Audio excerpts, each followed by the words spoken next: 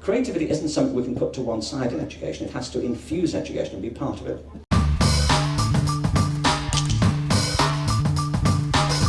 There's an arrogance here, or at least a flat misunderstanding, which I find hard to fathom. Certainly there should be core academic work in the curriculum.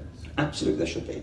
But it should include the arts. Why is it that so few education secretaries, not just in Britain but around the world, have this very linear, unimaginative approach to education? I think it's important not to make ad hominem comments in education, and I think that these issues are too important for that. And I mean, when Michael Gove was secretary, he made a practice of attacking the teaching profession and wondering why they didn't like it.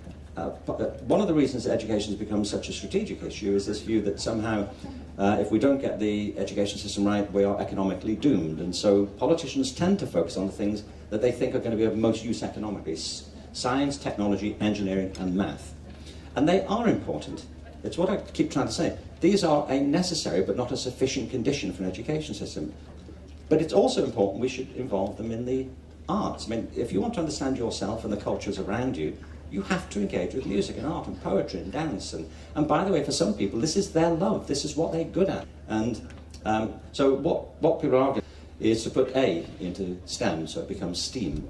But it's really just another way of saying, can we please have a balanced curriculum and not a narrow, obsessively linear curriculum? Civilization is a race between education and catastrophe. And when you look at the economic, cultural and social challenges that we are charged with in education to try and deal with, he's not exaggerating. But to make it work, we have to put learning and teaching back at the heart of the curriculum, empower teachers and empower schools to fathom the depth of their own creative capacities and those of their students.